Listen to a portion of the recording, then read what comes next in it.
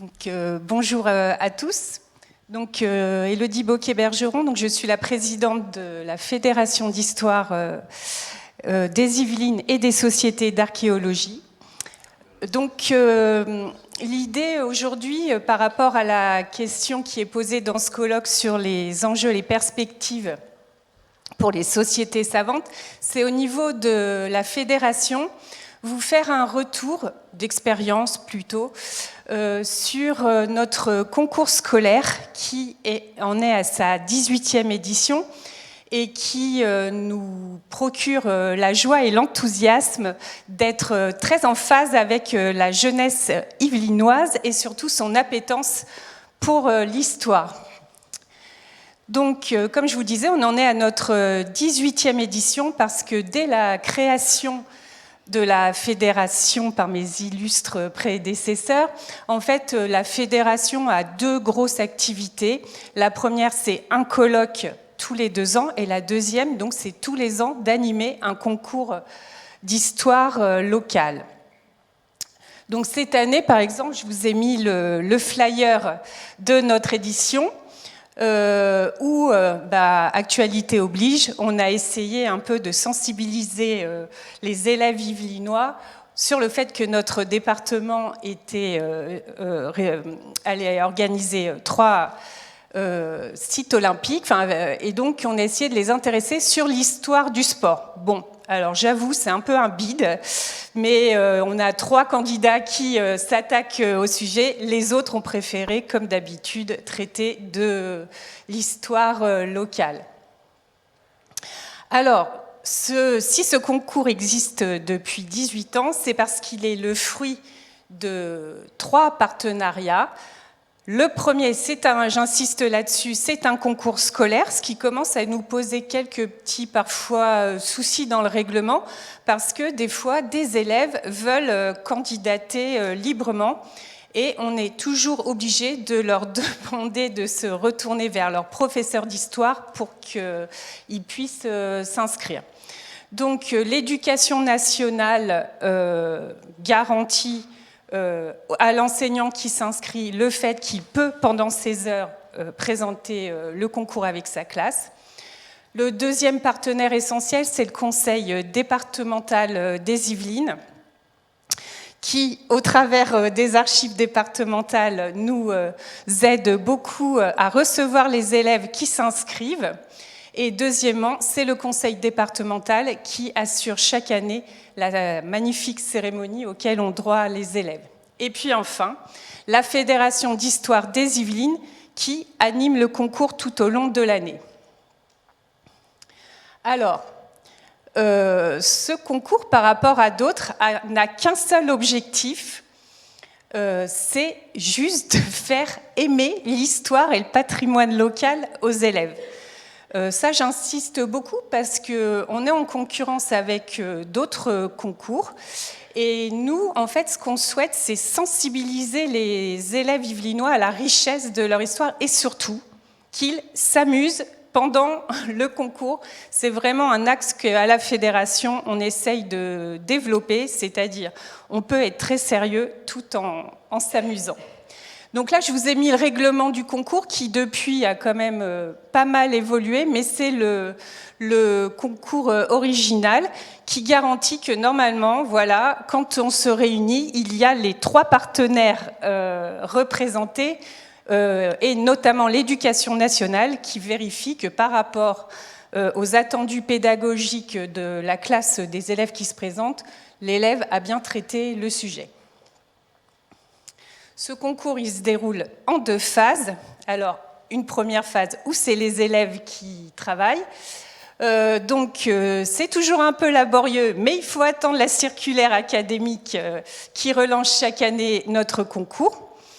Bon, ça, c'est toujours un peu ce qui va clocher dans le calendrier de notre concours, parce que souvent les tracas administratifs font que la circulaire administrative arrive sur le mail de l'accueil du collège, du lycée ou de l'école primaire, est un peu invisible, et que ça arrive avant les vacances de la Toussaint, et pour que l'enseignant voit qu'il existe ce concours, il a généralement même pas 3 semaines pour se décider. Donc chaque année, on essaye de demander au service de la direction académique d'envoyer un petit peu plus tôt la circulaire, mais on a du mal. Ensuite, l'enseignant inscrit donc sa classe, si c'est une école primaire, ou 5 élèves, enfin par groupe de 5 élèves au collège et au lycée, et il nous annonce son sujet. Et puis enfin, voilà, c'était vendredi dernier, les élèves envoient à la direction académique leur concours. Nous, on se réunit en avril, où on examine tous les mémoires et travaux rendus. Et enfin, je trouve que c'est vraiment l'atout principal de ce concours. Tous les lauréats sont reçus en juin au Salon des Aigues dans une très très belle cérémonie. Et puis enfin,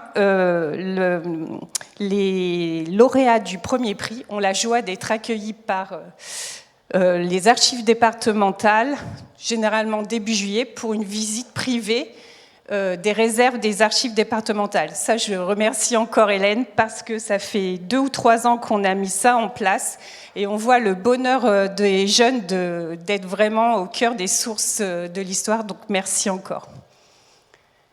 Donc quelques chiffres pour vous présenter ce concours. En gros, chaque année, c'est environ entre 250 et 300 élèves qui se présentent. Ensuite, on voit que le gros des candidats viennent des collèges. Pourquoi ? Parce que notre partenaire est le département et qu'eux jouent vraiment le jeu de donner une visibilité au concours sur plusieurs sites, que ce soit sur le site des archives départementales, dans la brochure pédagogique du département, alors que pour les primaires et les lycéens, eh bien, c'est au petit bonheur la chance, comme je vous l'ai dit, de l'enseignant qui a envie de se lancer avec ses élèves et qui sait que le concours existe. Alors, voilà un petit peu de joie. Je vous ai mis donc, voilà, lors de cette cérémonie en juin, il y a toujours des petits discours, et après, chaque classe ou élève reçoit un prix où tous les partenaires participent à la remise des prix. Alors, là, ça a l'air tout beau, magnifique, mais pour répondre à la question qui est posée aujourd'hui, on a dû vraiment s'adapter pour ne pas perdre des candidats. On le sait qu'on est face à une concurrence sévère déjà d'autres concours, et puis surtout que par rapport à la réforme des programmes scolaires, il est de plus en plus difficile pour les enseignants d'être sur un mode projet sur toute une année scolaire. Donc on a réfléchi au sein du conseil d'administration et on a pris plusieurs décisions. La première, ça a été de renforcer le lien entre nos associations membres de la fédération et les élèves qui s'inscrivent. C'est-à-dire qu'une fois que je sais qu'on m'a rendu, en gros, en décembre, les classes qui s'inscrivent, je fais part à la Société d'histoire locale du nom des écoles qui sont dans leur périmètre. Et on le voit, dès qu'il y a un lien avec l'association d'histoire locale, le concours prend vraiment tout son sens et il y a de très très belles rencontres. Ensuite, on a dû s'adapter aussi aux nouvelles matières enseignées dans les écoles, en acceptant qu'on nous rende des travaux numériques. Et ça a été fait, je crois, à partir du Covid, où on s'est tous adaptés, et surtout qu'on n'arrivait plus à juger un mémoire écrit grand 1, grand 2, grand 3 sur un tel sujet, avec des pépites numériques qui nous arrivaient. Xavier, qui est dans le jury souvent avec moi, on s'est dit c'est plus possible de pouvoir évaluer sur le même plan ces travaux, donc on va créer un prix travaux numériques. Et enfin, en donnant une place plus importante au sein même de notre fédération à la jeunesse. Alors je vais essayer d'illustrer tout ce que je viens de vous dire. Alors voilà, j'ai pris quelques exemples. Après, c'est un peu des exemples abstraits parce que pour faire mon PowerPoint, il fallait que j'ai des visuels à vous montrer. Parce que chaque année, on peut dire qu'on ressort toujours très enthousiaste de la qualité des travaux proposés. Et comme on se le dit souvent, il y a certains travaux qui mériteraient d'être dans nos bibliothèques historiques, notamment chez les lycéens. Alors là, par exemple, vous avez un très bel exemple de partenariat entre l'association Triel Histoire et Mémoire et une classe de CM2 qui a étudié sur les traces de Maribourde à Triel-sur-Seine au XVIIe siècle. L'association, pendant toute l'année, est intervenue une fois par semaine dans la classe et a emmené après les élèves sur site. Alors, la mention spéciale au CHEA de Poissy, c'était l'année dernière, où là encore, il y a eu un très très bel exemple de partenariat, où Alain Dailly, président du CEHA, est allé une ou deux fois, je crois, une fois, voilà, dans la classe. Et les élèves ont fait un travail fantastique sur l'histoire du pont, où ils ont fait, je vous ai mis le sommaire où tout est écrit à la main, donc toute l'histoire du pont avec des productions graphiques. Là, c'est une élève de CM2 quand même qui a fait l'aquarelle. Et ils ont même après réalisé en maquette le pont. Donc, je vous en parlais, depuis 2019, on a créé un prix sur les travaux numériques. Alors, plutôt que de vous en parler, je vous propose de prendre, je crois que ça dure 2 minutes 30 et tout, pour voir une des plus belles pépites qu'on a eues, c'est-à-dire 2 élèves de seconde qui étaient au lycée Louise Weiss à Cher, et où il y avait, elle cumulait le fait d'adorer l'histoire et en même temps d'être dans l'option art plastique du lycée. Et donc je vous laisse regarder ce qu'elles nous ont produit sur ce qu'elles nous ont produit.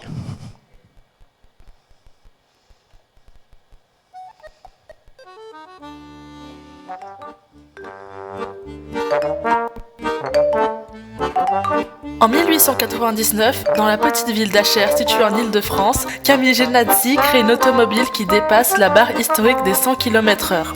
La jamais contente, voiture électrique un peu particulière. Mais qui est Camille Genazzi, père de la jamais contente ?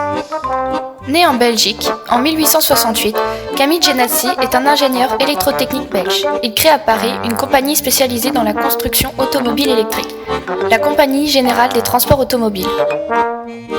Également pilote, il remporte des courses automobiles comme celle de Chanteloup, sa première victoire. Sa course la plus mémorable reste cependant celle d'Achères, à bord de la jamais contente.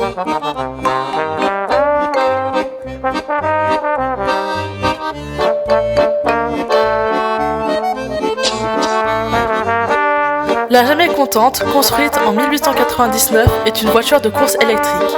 Elle se nomme ainsi car Camille Genazzi n'arrive jamais à dépasser les records de vitesse que détient toujours son rival, le comte Gaston de Chasseloup-Laubat. Toujours insatisfait, il souhaite construire une automobile capable de s'emparer du record de vitesse, d'où ce nom particulier. Afin de battre son adversaire, Camille Genazzi donne à la jamais contente une forme de torpille gris bleuté de 4 mètres, faite dans un métal léger, le partinium, ainsi que de 4 roues de 65 cm et 2 moteurs électriques rebobinés spécialement inventés par Genazzi. Alimentée par des accumulateurs, la jamais contente possède une puissance de démarrage de 50 kW pour 200 volts et 250 ampères. La structure de la jamais contente expose le corps du pilote au vent et aux intempéries. Dévoilé en mars 1899, Genazzi échoue tout d'abord à battre son rival dans une course. Mais sa vitesse n'est pas homologuée. Une autre tentative est prévue le 20 avril à Achères, mais reportée au 29 à cause du mauvais état des routes de la ville. C'est bien ce jour d'avril que la jamais contente crée son record historique, sur la route du parc agricole d'Achères. Elle franchit précisément les 105,879 km/h. Décourageant le rival de Dinati. C'est une victoire pour lui. Et sa voiture.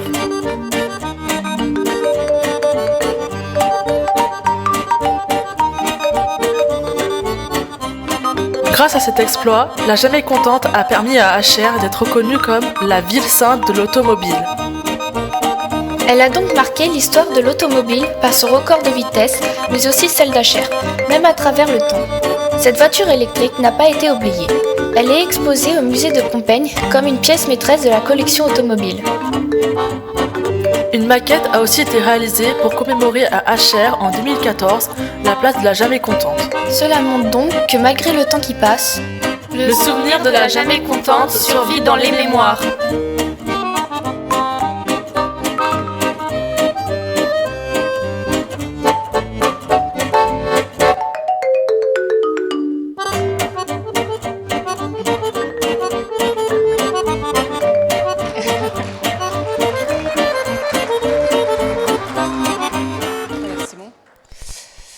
Donc, c'est sûr, quand on reçoit des travaux comme ça, on se dit on espère que ces élèves vont continuer à aimer l'histoire et auront la bonne idée d'intégrer nos sociétés savantes plus tard c'est une autre, pour moi, manière de faire de la médiation sur des sujets très rapides et, je trouve, très communicantes.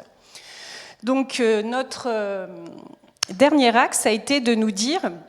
Il faut absolument que, quand on voit comme ça des élèves qui sortent un peu de l'ordinaire, qu'on leur fasse découvrir aussi notre activité, pour qu'ils aient effectivement cette envie plus tard, quand ils vont grandir, qu'ils nous connaissent et qu'ils aient l'envie pourquoi pas, d'adhérer. Donc il y a 2 ans, non plus, je crois que c'était en 2020, on a créé un titre parce qu'il y avait une élève assez exceptionnelle à qui on a décerné le titre de jeune historienne des Yvelines. Et on a pris plusieurs décisions au sein du conseil d'administration, que cette élève serait invitée régulièrement, elle a intégré notre listing, donc elle a été invitée à toutes les conférences de nos sociétés adhérentes. Elle a participé à notre assemblée générale et bien sûr, elle était invitée à tous nos conseils d'administration. Cette élève étant en 6e, bien sûr, elle n'est pas venue, mais il y avait son siège qui lui était réservé. Et nous lui offrons aussi la possibilité, lors de notre colloque, de publier pour la première fois un article historique. Donc je vais vous présenter d'abord Juliette. Voilà.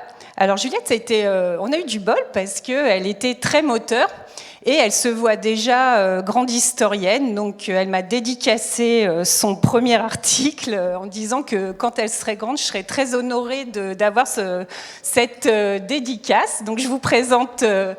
Juliette, qui avait donc gagné sa catégorie et à qui on a décerné le titre de jeune historienne à travers un travail très intéressant sur Christophe Philippe Oberkampf et la toile de Jouy. Donc elle avait mêlé un peu tous les arts, dessin, recherche, elle avait été aux archives départementales, elle nous avait vraiment montré son sérieux et j'ai oublié de vous dire que par exemple pour le prix des travaux numériques, les élèves sont quand même obligés de nous fournir à côté toutes leurs sources et toute la manière dont ils ont procédé pour bien sûr créer leur film numérique. Donc là, Juliette avait montré et le sérieux dans ses sources et le sérieux dans son travail. Elle s'était photographiée partout dans le musée de la toile de Jouy, elle avait rencontré tout le monde. Bon, bref, fantastique à tel point, et je reviens toujours sur les enjeux et les perspectives, c'est-à-dire que, in fine, elle a déjà intégré notre fédération. Et puis, deuxièmement, s'en suivi un très beau partenariat avec le musée de la toile de Jouy, à qui on a remis son travail, bien sûr, et qui très généreusement nous a accueillis aussi pour notre assemblée générale de cette année-là. Donc on voit que parfois, voilà, la jeunesse nous permet aussi de faire du lien avec les établissements patrimoniaux yvelinois. Et donc, soyez fiers, messieurs, dames, de voir le premier article publié de Juliette, qui peut-être plus tard deviendra une très grande historienne, où elle s'était un peu intéressée à Louis XIV et Madame de Maintenon. Donc elle était alors en 5e et elle avait fait tout un travail où ça ressemblait beaucoup aux alcôves de la chambre de Louis XIV. Et puis voilà, ça reste quand même un bon travail. Et puis surtout, c'est très drôle, son dessin ici, j'avais absolument voulu le mettre pour expliquer qu'elle n'était qu'en 5e. Et il y a le prêtre qui les marie qui est horrifié. Enfin voilà, c'est assez charmant, je trouve. Donc, elle nous a quand même fait un article de 12 pages, donc bravo Juliette. Ça, c'est vraiment mes petits chouchous. Ce sont 2 jumeaux qui s'appellent Victor et Charlélie le capitaine. Parce que souvent, moi, c'est quelque chose que je reproche au concours scolaire. On voit apparaître toujours un peu le même profil d'élèves dont j'ai fait partie quand j'étais à l'école, c'est-à-dire ceux qui aiment l'histoire, les très bons élèves, les très bons collèges, les très bons lycées, etc.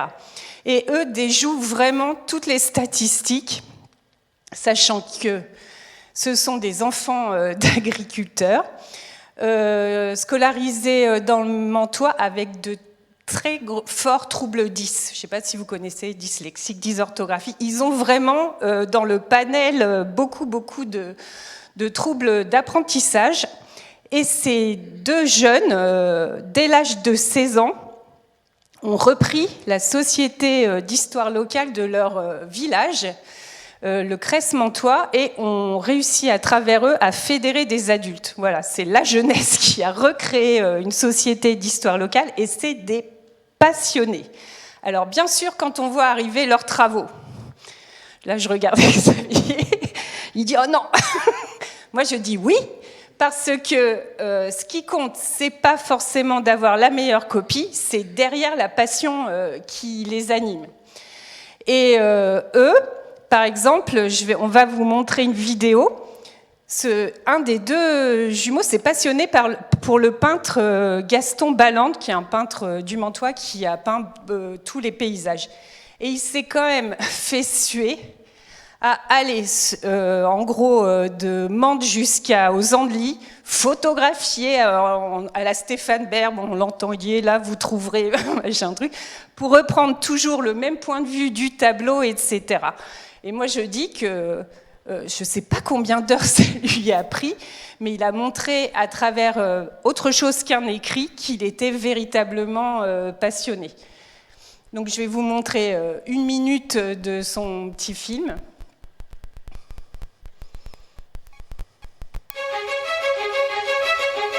On est à Hollywood là.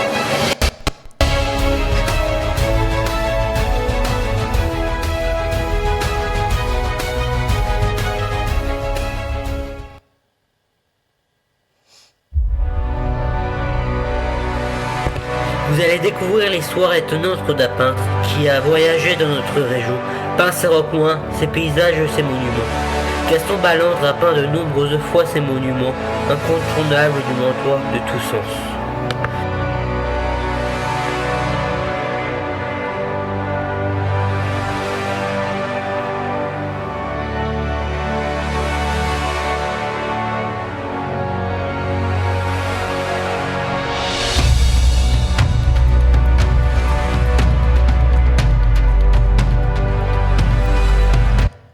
Voilà, c'était pour vous montrer son attention. Alors Camille, voilà, non, si tu peux te remettre sur la précédente. Alors pour moi, c'est le meilleur exemple et ce qui me rend si joyeux, c'est que ces jumeaux ont été multi-lauréats, jamais du premier prix, je tiens à dire, de notre concours, mais c'est pas ça le plus important. Le plus important, c'est que ces jumeaux ont été... j'ai fait le lien un peu avec la Société des Amis du Mantois à travers ce qu'ils avaient fait en allant au musée de l'Hôtel-Dieu, justement, à Mende découvrir le peintre Gaston Balland. et qu'aujourd'hui, ils sont adhérents et que toutes les semaines, ils publient une chronique dans le courrier demande sur des anecdotes d'histoire locale. Et ça, moi, je dis bravo, parce que la jeunesse, là, a intégré la presse et fait partager son enthousiasme. Là, je vous ai mis une photo parce qu'on les arrête pas. Donc, l'autre jumeau s'était passionné pour l'histoire des pompiers. Donc, maintenant, ils sont missionnés par les pompiers de Magnanville aussi pour écrire l'histoire du corps. Et puis, bien sûr, voilà, comme Juliette il y a 2 ans, ce sont eux qui, lors de notre prochain colloque en octobre prochain à Poissy, nous publierons un article sur l'histoire locale de la marche sportive dans le Mantois.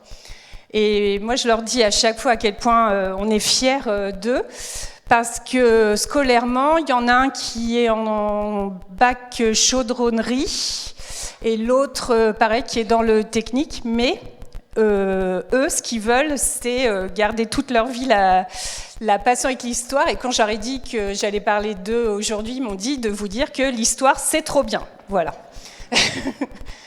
Donc, pour conclure, je voulais vous faire part aussi, pour pas magnifier un peu tout ça, vous faire part aussi de nos interrogations actuelles pour que ce concours, s'il doit continuer sous cette forme, puisse continuer à exister, parce que on s'aperçoit quand même que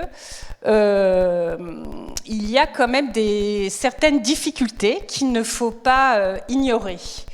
Donc aujourd'hui, nous sommes un concours scolaire, mais outre d'autres concours scolaires beaucoup plus élitistes comme le concours national de la résistance et de la déportation, pour les collèges ou les lycées, ou les concours faits par l'Office national des anciens combattants, tels les petits artistes de la mémoire pour les primaires, il existe aujourd'hui, déjà quand on est collégien dans les Yvelines, mais vraiment, si on aime l'histoire, il y a beaucoup de propositions.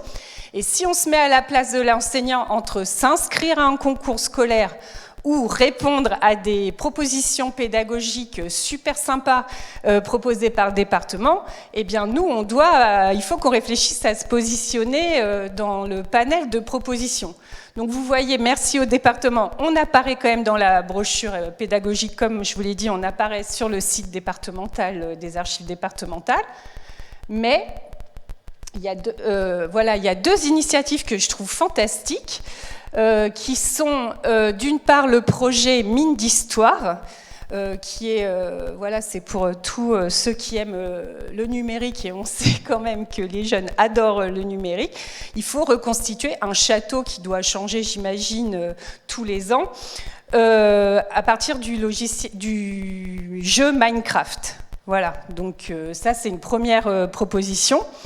Et la deuxième proposition, ça s'appelle Instant T, et donc il s'agit de repartir sur les traces d'un individu, ce que font souvent d'ailleurs dans notre concours les élèves. On voit chaque année l'histoire d'un poilu, l'histoire d'un soldat, ou d'une grande personnalité.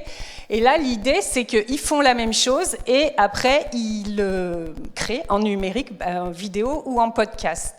Et ça, je trouve ça sympa parce qu'il n'y a pas la notion de concours, en fait, quoi. Voilà, donc nous, on doit réfléchir à se positionner par rapport à toutes ces propositions.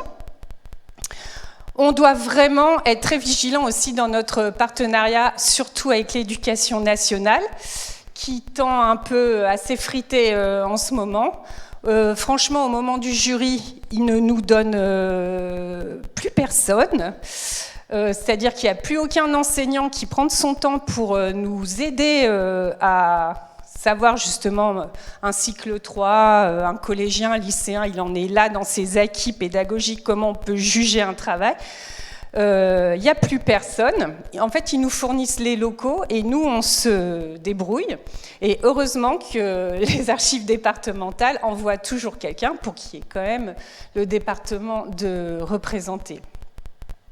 Au sein de la fédération aussi, nous, on doit s'interroger parce que ce concours tient sur 1 ou 2 personnes.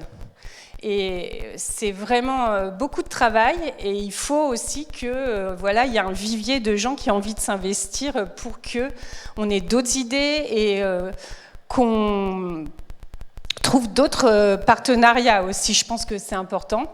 Et enfin, pour moi, le plus gros écueil, c'est la perte dans nos candidats de lycéens. Et ça, c'est très pragmatique, c'est vraiment lié à la réforme du lycée. Aujourd'hui, à partir de la première, il n'y a plus vraiment de groupe classe, déjà. Et puis, donc, il faut qu'on s'interroge pour peut-être... par rapport aux nouvelles spécialités enseignées en première, par exemple, on l'a bien vu avec le film sur La Jamais Contente, la spécialité art aurait pu s'intégrer dans un concours d'histoire. Les spécialités histoire géo, GSP et HLP peuvent aussi très bien répondre à notre concours. Par contre, il faut que les enseignants connaissent, qu'on ait un dialogue avec eux et qu'ils connaissent notre concours. Voilà, donc pour pouvoir exister encore 18 ans, c'est un peu ma conclusion. On sent bien qu'on est dans un moment de basculement où il va falloir que des deux côtés, que ce soit côté éducation nationale, mais aussi nous à la fédération, on fasse évoluer ce concours. Je vous remercie pour votre attention.